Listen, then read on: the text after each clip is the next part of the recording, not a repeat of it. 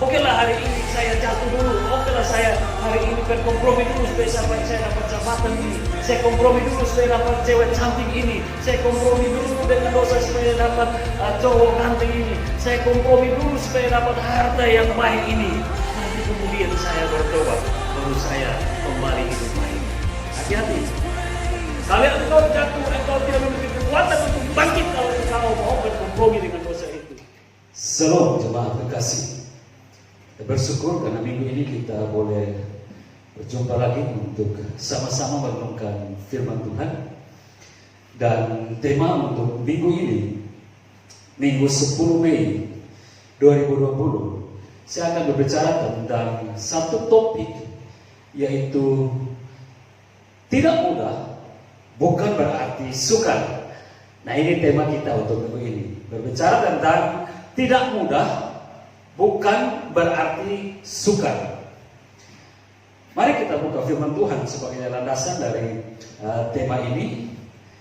Ada di dalam kitab Bilangan 24 ayat 10 sampai 13. Lalu bangkitlah amarah Balak terhadap Bileam, dan dengan meremas-remas jarinya berkatalah ia kepada Bileam, untuk menyerapah musuhku, aku memanggil engkau, tetapi sebaliknya sampai 3 kali engkau memberkati mereka. Oleh sebab itu, enyahlah engkau dari tempat kediamanmu. Aku telah berkata kepadamu, aku telah bermaksud memberi banyak upah kepadamu, tetapi Tuhan telah mencegah engkau memperolehnya. Tetapi berkatalah Bileam kepada Balak, bukankah telah kukatakan juga kepada utusan-utusan yang kau kirim kepadaku, sekalipun Balak memberikan kepadaku emas dan perak seistana penuh, aku tidak akan sanggup melanggar titah Tuhan dengan berbuat baik atau jahat atas kemauanku sendiri. Apa yang akan difirmankan Tuhan, itulah yang akan kukatakan. Ya, kekasih Tuhan, inilah dasar firman Tuhan untuk saya boleh berbagi, berbicara tentang tema tidak mudah bukan berarti sukar. Jemaat kekasih, kalau kita ingat bahwa 2014 itu dunia pernah dihebohkan atau dikagetkan dengan suatu peristiwa di mana ada pesawat Malaysia Airlines yang dengan nomor penerbangannya itu MH370, kalau nggak salah ya. Nah, ini peristiwa 2014. Itu dikatakan hilang. Lalu Malaysia, bukan saja Malaysia, tapi seluruh negara merasakan suatu keanehan. Dan pencarian dilakukan untuk mencari pesawat ini. Akhirnya banyak titik yang dikatakan ada ditemukan puing-puing pesawat itu. Lalu semua diterjunkan tempat di mana yang dikatakan ada indikasi pesawat itu jatuh. Tapi akhirnya yang lebih valid, informasi bahwa itu ada di Samudra Hindia bagian selatan. Lalu dikerahkan semua untuk pergi mencari pesawat yang dikatakan disinyalir jatuh di tempat itu. Semua dikerahkan, termasuk alat-alat canggih. Bukan saja Malaysia, tapi Indonesia juga termasuk membantu, dan semua negara membantu. Meskipun keadaannya sulit karena sangat ekstrim wilayah perairan itu, tapi tetap dengan suatu perjuangan yang gigih dan tidak mau mundur dengan maksud untuk mendapatkan pesawat ini. Nah, dari hal seperti ini, saya bayangkan kegigihan-kegigihan seperti ini ada juga yang bisa berhubungan dalam suatu kehidupan rohani kita. Ya. Tekad kuat dalam pencarian pesawat tersebut ini memiliki kesamaan terhadap kehidupan rohani. Dalam hal apa? Perhatikan. Kelihatan ada tantangan yang begitu hebat saat seseorang atau kita melawan keinginan dosa. Tetapi keadaan yang sulit itu, kalau kita tetap percaya kepada Tuhan dan menyerahkan yang semua yang sukar itu kepada Tuhan, ia akan mampu untuk merubah menjadi sangat mudah dikalahkan. Ya. Jadi kondisi kita dalam kedagingan kita berjuang untuk mengalahkan atau berjuang dalam melawan dosa. Karena setiap hari kita diperhadapkan dengan bujuk rayu dosa. Setiap hari kita dipaksa untuk kalau bisa melakukan apa yang jahat, dan itu dosa.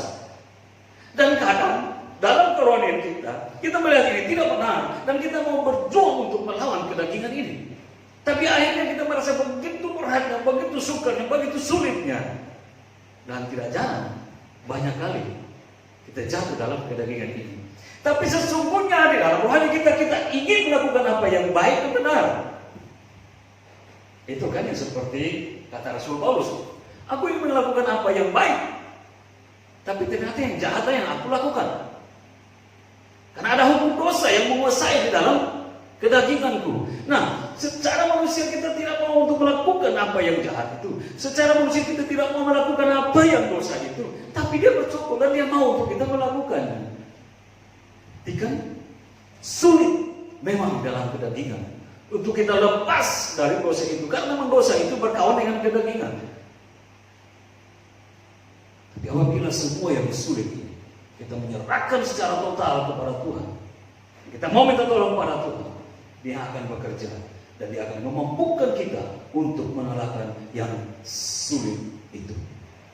Nah, dasar firman Tuhan ini menarik. Bahwa kita baca dari satu kisah atau peristiwa yang hebat yang terjadi dalam diri seorang Bileam, seorang pelihat pada waktu itu, pada masa perjalanan Israel keluar dari tanah Mesir menuju ke tanah perjanjian. Bapak Ibu kekasih, apa yang bisa kita belajar dari Bileam untuk bagaimana kita menyikapi seperti Bileam, mengalahkan semua bujuk rayu dosa, mengalahkan semua yang sukar dari dosa untuk menguasai kita dan melepaskannya. Bileam punya hal-hal yang menarik yang bisa kita belajar dari. Setidaknya ada dua hal penting yang kalau kita belajar dari kisah Bileam di dalam pasal 24 atau juga dari pasal-pasal sebelumnya, pasal 22, pasal 23 dan 24 dari kitab Bilangan ini. Ada dua hal menarik di sini yang kita bisa perhatikan. Satu, ini berbicara tentang berani. Harus berani dulu kan gitu. Sikap kita menghadapi dosa untuk mengalahkannya, pertama harus berani dulu. Dan kita dapat dalam perilaku Bileam. Yang kedua apa? Jujur. Jujur juga adalah satu hal yang sangat bermanfaat bagi kita jika dalam diri kita untuk dengan maksud mengalahkan jerat dosa. Jadi ketika kita belajar Bileam, setidaknya ada dua hal yang menarik untuk memberikan asupan kekuatan bagi kita, asupan rohani bagi kita untuk mengalahkan dosa itu. Pertama berbicara tentang berani, yang kedua berbicara tentang jujur. Tetapi jika kalau kita mulai melihat poin pertama tentang berani, ini juga ada beberapa hal yang bisa kita lihat di sini. Jika kita berani, maka ini berbicara tentang tidak kompromi. Dan yang kedua, jika kita berani, maka kita berbicara tentang hal berani untuk menolak dosa itu sendiri. Nah, satu-satu mari kita perhatikan tentang tidak kompromi. Bapak Ibu kekasih dalam Tuhan, ada banyak hal yang membuat manusia ini jatuh karena satu tadi, kompromi. Kompromi dengan dosa, kompromi dengan hal jahat, kompromi dengan kedagingan, dan tanpa sadar kita sudah terjun bebas dan jatuh masuk dalam jerat dosa itu. Itu sebabnya jika kita mau mengalahkan semua jerat ini, yang pertama kita lakukan adalah membangkitkan keberanian rohani kita. Di dalamnya ini berbicara tentang unsur tidak kompromi dengan apapun yang bersifat dosa. Manusia sangat rentan melakukan kesalahan dalam mengambil keputusan, Bila ia berada di tekanan atau dalam tekanan masalah atau pergumulan yang pelik atau rayuan dosa yang begitu kelihatan nikmatnya. Di situ manusia diuji. Dan banyak kali di situ juga menjadi wilayah rentang manusia untuk jatuh dalam mengambil keputusan, menghadapi persoalan dan menghadapi iming-iming dosa.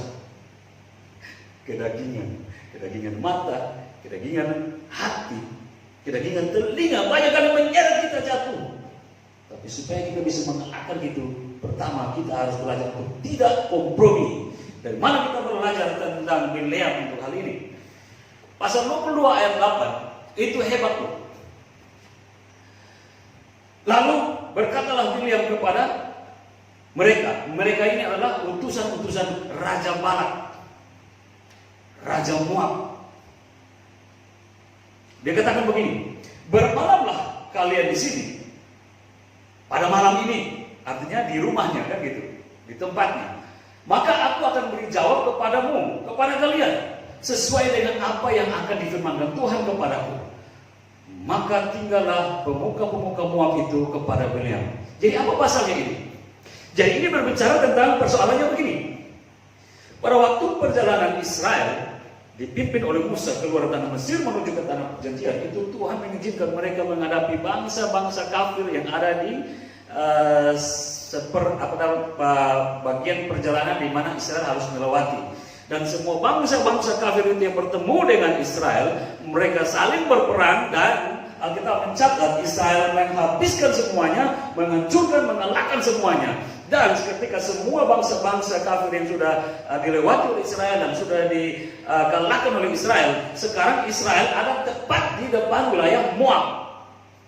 Dan mereka sementara berkemah di situ untuk nanti mereka akan meneruskan perjalanan melewati daerah Moab. Nah, pada waktu Raja Moab yaitu Balak bin Sipor melihat keadaan ini, dia ketakutan.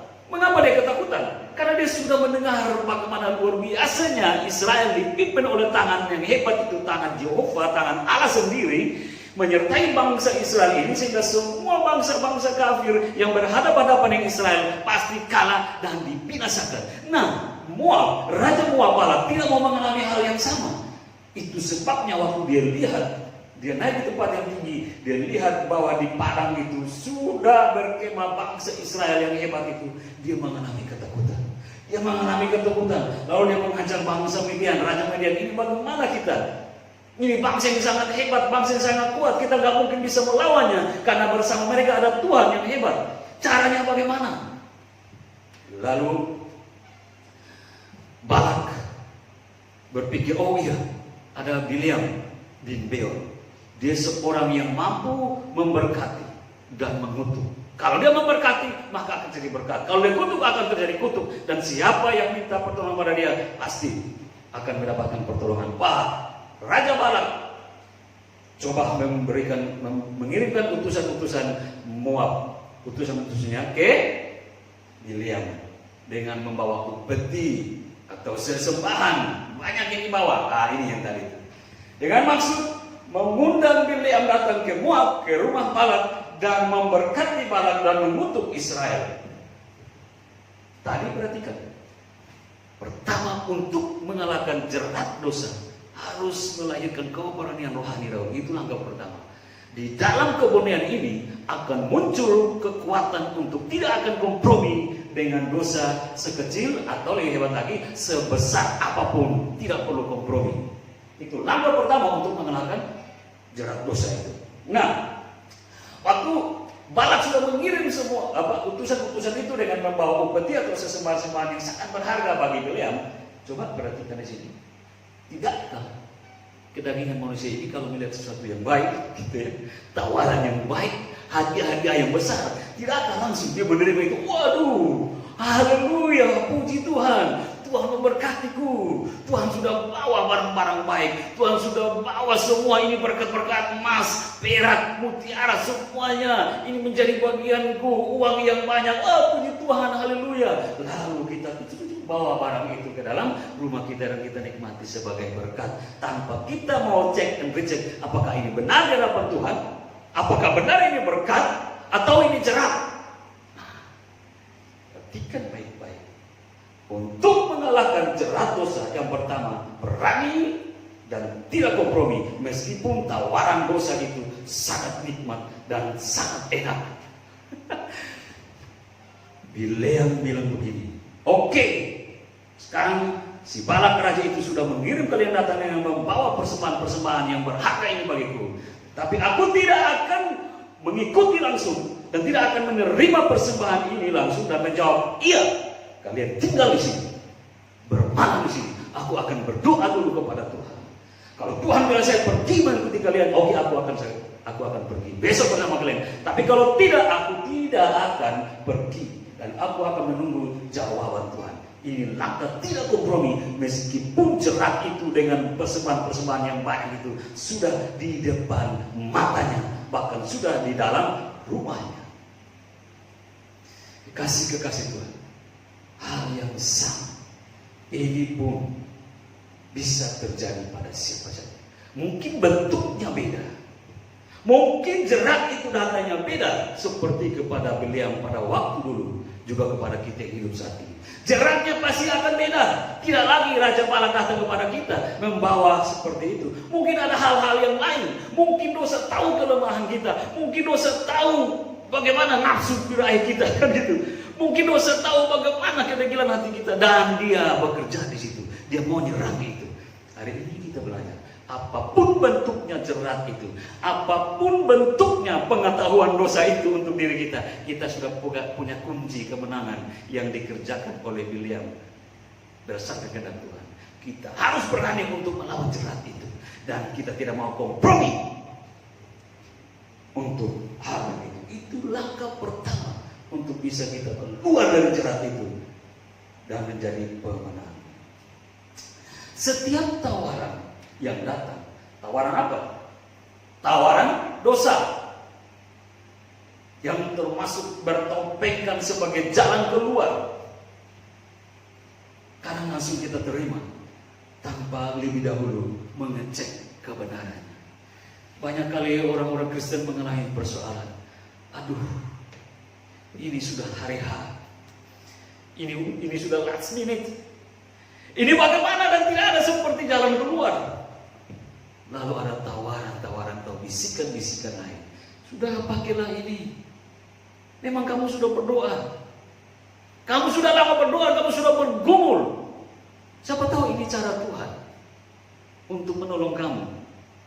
Ini kan bujuk rayu. Dan lalu kita berpikir, iya ya. Lalu kita ambil. Ini mungkin jalan Tuhan. Ini mungkin jalan Tuhan.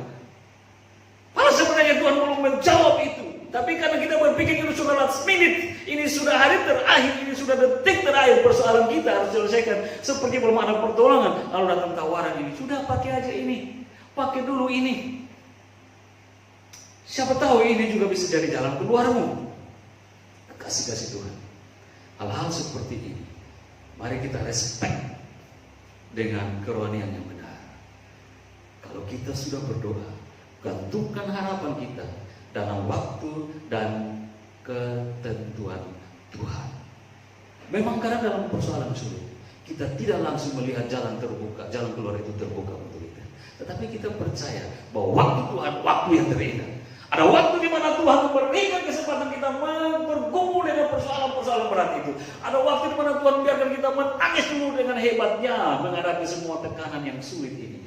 Tapi ada waktu di mana Tuhan akan menghapus kembali air mata kita dengan kesempatan yang diberi, yaitu pembelaan untuk kita. Asal jangan pertama kita kalah dulu. Jangan pertama kita kompromi dulu dengan persoalan dunia ini, dengan jerat dunia ini. Kekasih-kekasih Tuhan, tindakan kompromi haruslah juga berlaku terhadap hal-hal yang salah.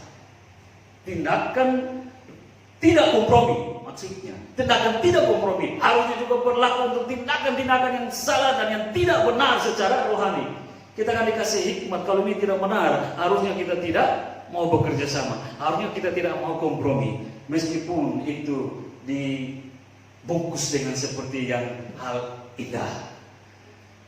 Itu yang Bileam di dalam Bilangan 22 ayat 18, Bileam bilang begini. Tetapi Bileam menjawab kepada pegawai-pegawai Balak itu, kata Bileam, sekalipun Balak memberikan kepadaku emas dan perak seistana penuh, aku tidak akan sanggup berbuat sesuatu yang kecil atau yang besar yang melanggar titah Tuhan Allahku. Wow, Balak sudah datang menjerat dia dengan emas perak. Balak sudah datang menjerat dia dengan uang yang banyak dan persembahan yang sangat banyak nilainya. Tapi dia bilang begini, aku tidak sanggup berbuat sesuatu, entah itu kecil maupun besar halnya.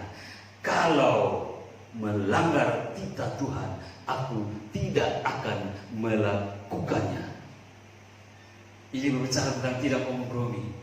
Memang belajar tidak kompromi ini secara daging sakit.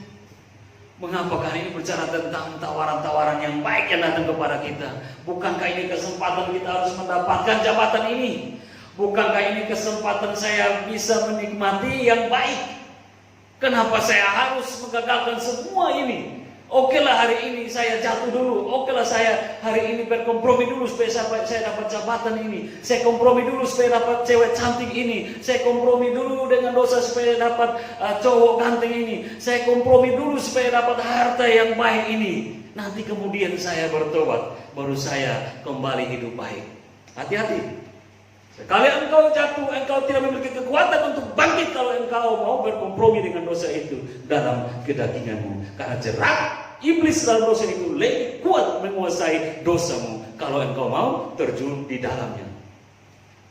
Tapi kalau engkau paham tentang jerat dosa yang merasakan dan engkau mulai belajar seperti Bileam, aku tidak mau kompromi karena itu ujungnya akan menentang Tuhan sendiri. Aku tidak akan mau melakukannya, kata Bileam. Jika itu pun kita melakukannya, kita mendapatkan langkah awal kemenangan pertama karena Tuhan melihat kepastian iman kita kepadanya. Ini berbicara pertama. Memang tidak mudah, tapi tidak sukar jika berjalan bersama dengan Tuhan untuk berhadapan dengan jerat dosa itu. Mengapa berani? Mengapa tidak kompromi ini merupakan hal yang penting? Ini penting supaya kita punya kesempatan menguasai diri dan tidak terjerumus jauh ke dalam lembah dosa yang lebih parah lagi, kan gitu ya. Dan orang sudah mengalami itu malah lebih menikmati dan mau jatuh, ini kesempatan saya, nantilah setelah itu saya bertobat. Ini masih kesempatan saya, dulu belum saya melakukannya, sekarang saya mau melakukannya. Hati-hati, itu jeratnya akan membuat engkau binasa dan tidak ada kesempatan bagimu bangkit jika engkau mau tenggelam dalam kedaginganmu. Kasih-kasih Tuhan, itu yang beliau maksudkan dalam perkataannya. Dia kembali berbicara tentang hal yang penting ini untuk tidak mau kompromi. Katanya, ini aku sudah datang, waktu dia datang kepada Raja Balak yang mengundang dia untuk mengutuk bangsa Israel yang sesungguhnya itu jahat di hadapan Tuhan. Kata Bileam kepada Balak, aku sudah datang nih Balak, aku sudah datang kepadamu, tetapi akan mungkinkah aku dapat mengatakan apa-apa? Perkataan yang akan ditaruh Allah lah ke dalam mulutku, itulah yang akan aku katakan kepadamu. Bayangkan berhadapan dengan Raja Balak yang memiliki kekuasaan, tapi Bileam bilang, tidak akan mungkin aku mengatakan sesuatu untuk menyenangkan hatimu kalau bukan Tuhan yang mengizinkan aku mengatakan itu. Dan aku tidak mau melawan Allahku. Aku akan mengatakan sesungguhnya apa yang Tuhan mau aku katakan, jika itu juga tidak sesuai dengan kehendakmu. Luar biasa, Bileam kan gitu, menjadi pelajaran baik bagi kita. Yang kedua, kalau kita berbicara tentang tidak berani di sini, berani di sini, ini berbicara yang pertama tidak kompromi, maka yang kedua berbicara tentang berani untuk menolak dosa itu. Berani untuk menolak dosa itu. Biasanya radio dosa itu datang dalam kemasan yang indah, kan gitu. Iya, nggak mungkin dosa datang dengan hal yang hal yang jahat. Dosa itu datang dengan hal yang mengerikan, menakutkan. Ya pasti kita semua akan lari mundur dan kita akan menghindarinya dan tidak mau melakukannya. Tapi dia datang dengan kemasan yang indah. Waduh, dia datang dengan bodi yang aduhai, dia datang dengan badan yang kekar, dia datang dengan mata yang penuh dengan rupiah dan dolar, dan dia datang dengan suatu kursi jabatan yang menggiurkan, menawarkan. Itu yang buat kita nggak sadar, plok dan jatuh. Dosa mengemas sedemikian rupa, dan dia tahu keinginan daging kita. Bukankah ini yang juga terjadi di Taman Eden? Dia menawarkan suatu buah yang menarik, dan ketika si ibu Hawa melihat itu, hal yang menarik ini, dengan tawaran kalau kau makan, kau akan jadi seperti Allah penciptamu itu, tahu yang baik dan yang jahat. Kau akan jadi sama seperti Allah. Bayangkan kemasan yang luar biasa, melunturkan iman dan pengetahuan kebenaran ibu Hawa yang dia sudah dengar dari Tuhan. Kalau engkau makan, kau pasti mati saat itu pun.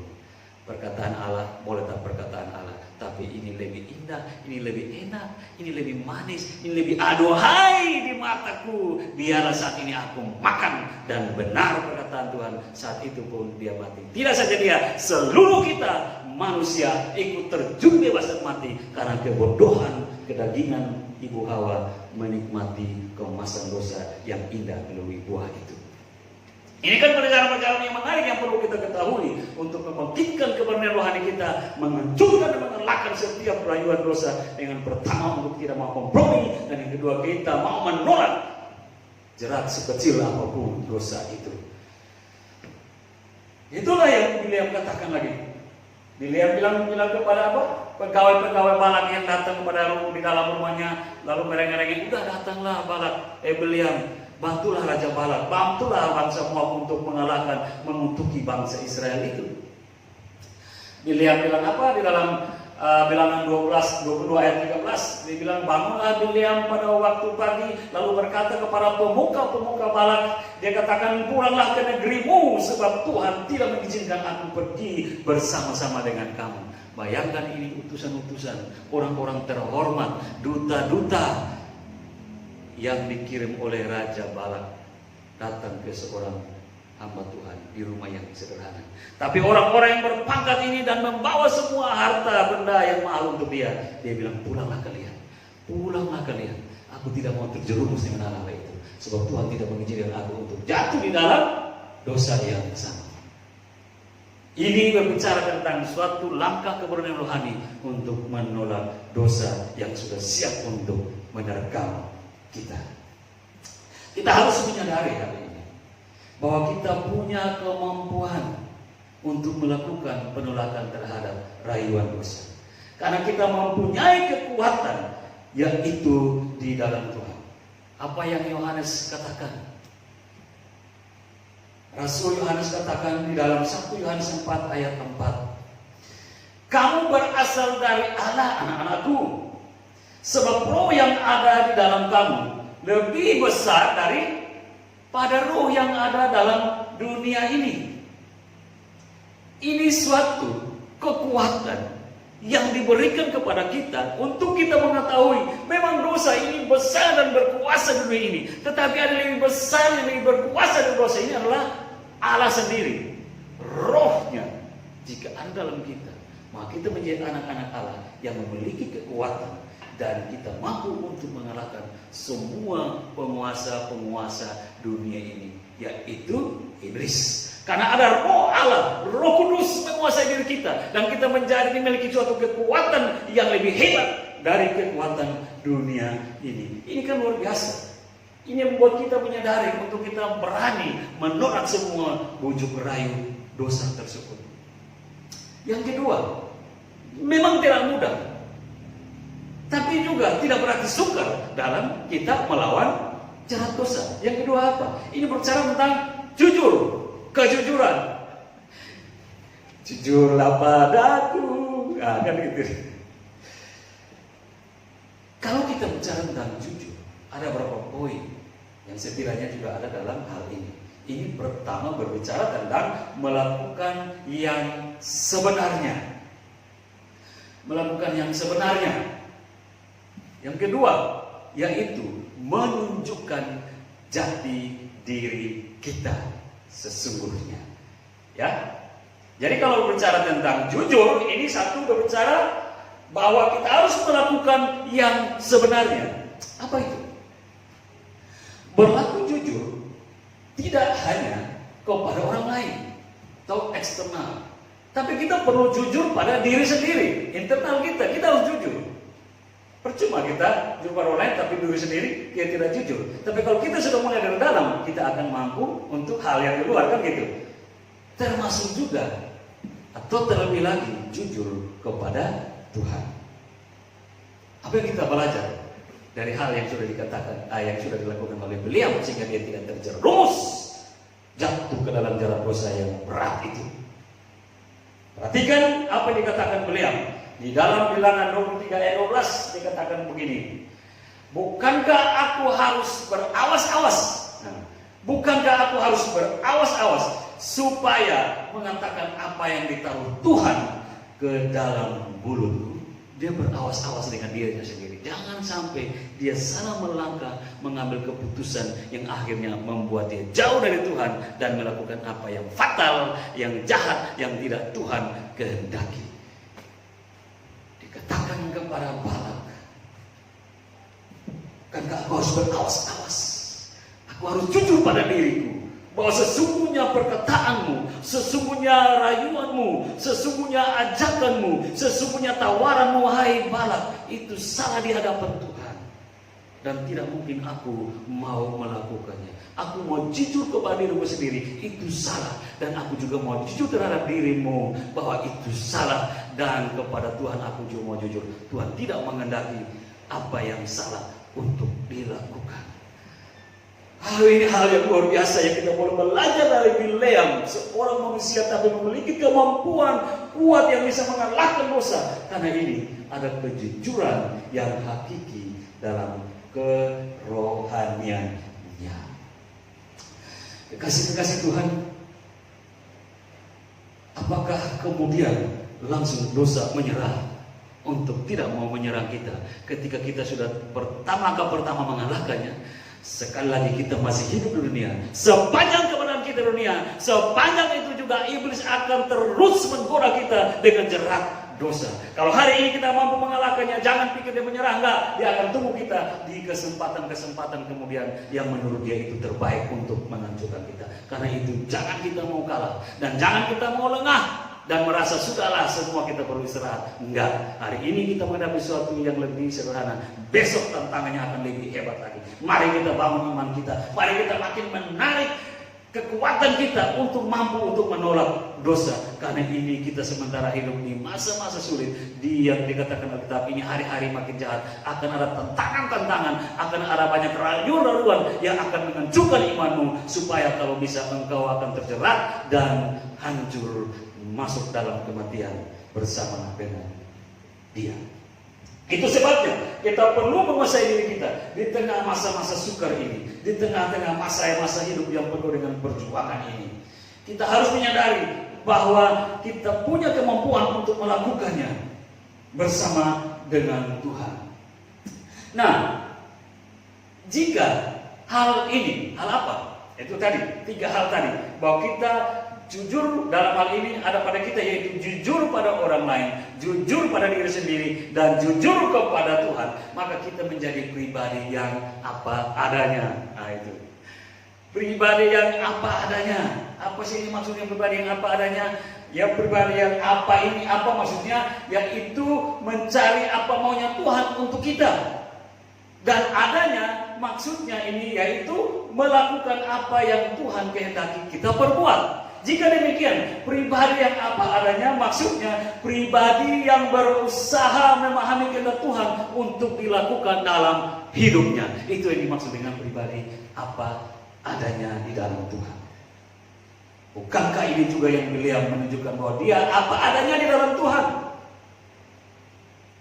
Bilangan 23 ayat 26. Tetapi Bileam menjawab Balak, bukankah telah aku katakan kepadamu segala yang akan difirmankan Tuhan, itulah yang akan kukatakan.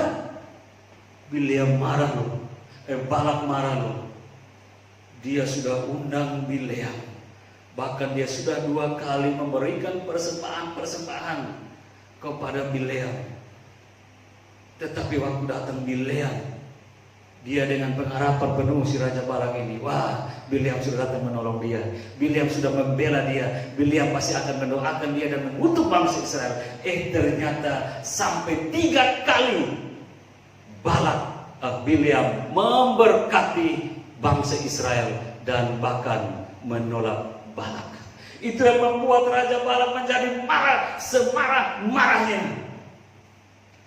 Tapi Bileam dengan tenang dalam keberanian roh di dalam dirinya itu, dia mengatakan, bukankah aku telah mengatakannya kepadamu, wahai Raja Balak, bahwa perkataan Tuhan yang akan aku katakan kepadamu, bukan keinginanmu yang akan aku lakukan, tapi keinginan Tuhanku untuk membuat namanya tetap masuk dan mulia, dan aku juga akan menikmati berkat di dalamnya. Kasih-kasih Tuhan ini berbicara tentang hal-hal yang luar biasa. Pertempuran atau peperangan rohani menuntut kita untuk peka terhadap kehendak Tuhan dan bergantung berharap kepada Tuhan. Jadi jujur berarti tidak untuk dosa dan ya untuk kehendak Tuhan. Jika ya, hendaklah kamu katakan iya. Jika tidak, hendaklah kamu katakan tidak. Apa yang lebih daripada itu berasal dari si jahat. Matius 5 ayat 37. Bukankah itu perkataan Yesus? Jadi kalau ya, ya iya, tidak ya tidak. Lebih daripada itu kita sudah mulai kibul.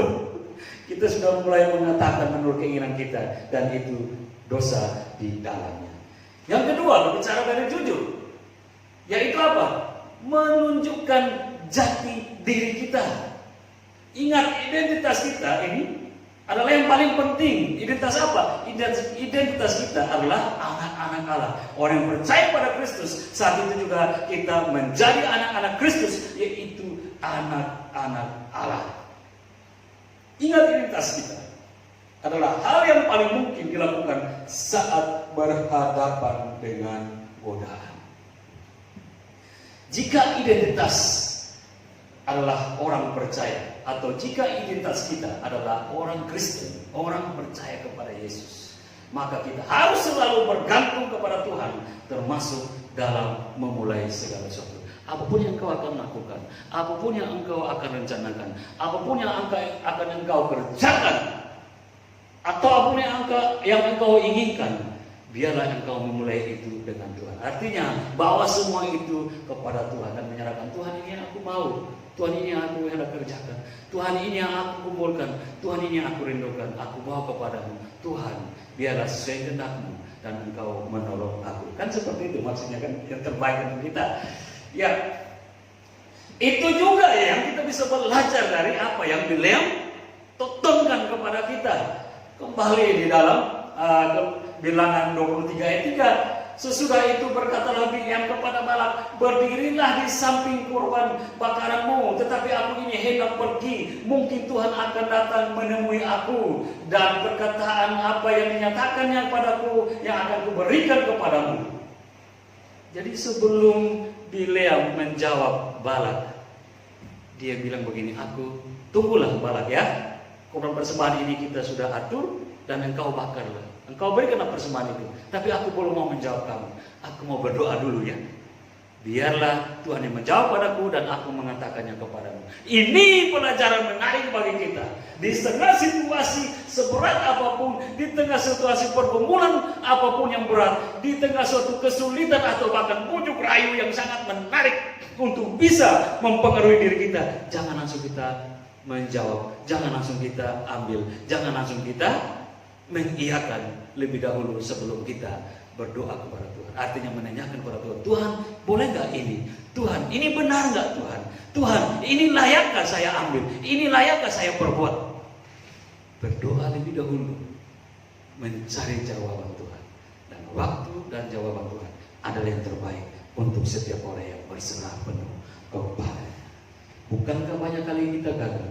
Bukankah banyak kali orang Kristen gagal ketika di tengah masa-masa sulitnya, ketika di tengah-tengah pergumulan yang berat, dia cepat-cepat menerima tawaran yang lain sebelum dia berdoa kepada Tuhan?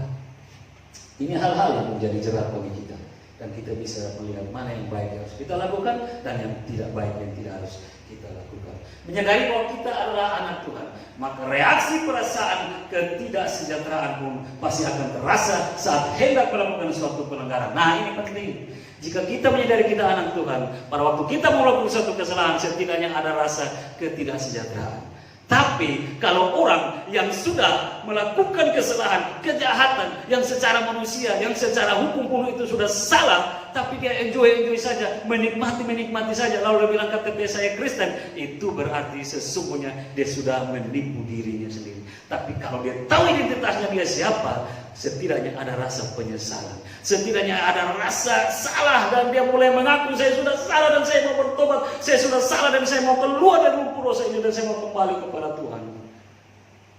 Tapi kalau orang yang sudah dalam titik kesalahannya, makin dia keraskan hatinya, dia dekilkan hatinya, ini kesempatan saya untuk melakukannya. Semua nggak ada apa-apa kok, semua baik-baik saja kok selama ini saya melakukannya, nggak ada teguran, nggak ada masalah, Tuhan pun biarkan saja kok. Bahkan pekerjaan saya makin kelihatan diberkati, semua makin maju, semua usaha saya makin luar biasa hebatnya. Padahal saya dalam keadaan seperti ini, melakukan hal yang jahat ini, fine saja. Perasaanmu sebagai anak Tuhan sudah mati, dan engkau tahu engkau dalam posisi seperti apa saat itu. Hati-hati. Kalau memang engkau menyadari identitasmu sebagai anak Tuhan, apapun yang sementara kau lakukan, oke, manusia ini tidak sempurna, kadang-kala bisa jatuh. Dalam kejatuhanmu itulah engkau sadar bahwa itu tidak berkenan kepada Tuhan. Cepat-cepatlah balik, tapi jangan engkau biarkan dirimu terjerumus dan akhirnya benar-benar engkau mati karena keinginanmu sendiri. Ingatlah identitasmu. Kasih Tuhan, kita harus menyadari akan hal ini. Itu sebabnya Amsal mengatakan, takut akan Tuhan ialah membenci kejahatan. Di situ dikatakan, aku benci kepada kesombongan, pada kecongkakan, tingkah laku yang jahat, dan mulut yang penuh tipu muslihat. Amsal 8 ayat 13. Jemaat Tuhan, Anda mungkin berkata sulit keluar dari jerat dosa yang sudah lama bercokol. Tapi percayalah, Tuhan sangat mengasihi Anda, dan Dia mau menolong untuk mengeluarkan Anda dari jerat dosa yang jahat itu. Asal Anda mau berani menolak rayuan dosa tersebut, serta jujur untuk berkata kepada kenikmatan dosa itu bahwa aku tidak mau jatuh di dalam engkau. Lalu yang bisa kita simpulkan untuk persoalan ini, bahwa tidak ada hal yang terlalu sulit bagi Tuhan. Jika kita mau menyerahkan segala yang kita kumpulkan kepadanya, itu termasuk dalam perjuangan kita melawan dosa, maka Tuhan yang kudus, yang tidak berkenan akan kematian kita oleh karena jerat dosa, yang karenanya Dia telah rela disalibkan, pasti akan menolong kita untuk menghancurkan kuasa dosa tersebut. Amin. Tuhan Yesus memberkati.